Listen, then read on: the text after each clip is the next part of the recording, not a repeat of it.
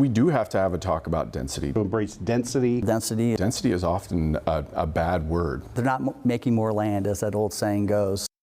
Now, tonight we continue our series on the Intel impact and potential growing pains for the surrounding communities. Ohio remains one of the most affordable states in the nation for housing, but it might not feel that way, especially for the towns closest to Intel. Like New Albany, the wealthiest city in central Ohio, they're now embracing multifamily housing to solve for a region-wide housing shortage. Land's not cheap in New Albany. New Albany does already have townhouses and condominiums in the city, but now they have signed off on 2 mixed-use developments. The Hamlet on this site, just north of 161, and Mershad Village Center, close to the city center. That will add a total of 300 residential units for the city. New Albany's aiming to build 1,500 new housing units in the coming years, but the projects were not an easy sell. The community had a lot of questions, but after a 2 or 3 year process, the project is finally underway. In New Albany, the average home price 5 years ago was $396,000. Today, $606,000, a 53% increase. For the neighbors in Johnstown, over the past 5 years, their average is up 61%. The problem we're facing now is because of this growth, those houses that were 100,000 are now 200, 250, 300s.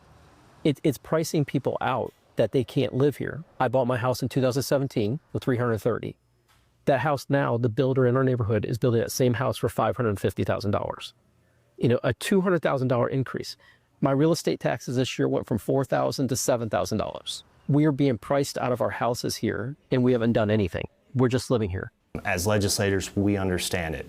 We're paying the same tax. I live in Licking County, so my taxes are going up as well. So what we're trying to look at is doing something that's meaningful for our taxpayers. Since 2000, look at the neighborhoods that have built out. Just to the west, in Sunbury, Central Ohio's fastest growing city. From 2010 to 2020, Sunbury's population rose by 50%, and that means higher prices. Today, the average Sunbury home price is more than $462,000, a 48% increase from 5 years ago. If you bought a house that was 3,000 square feet for $200,000 and you can sell it for $400,000, you're moving into a house that's half the size for the same price you're going to sell for. So that doesn't accomplish anything. Sunbury is home to several new apartment complexes as the city aims to attract and keep a more diverse population.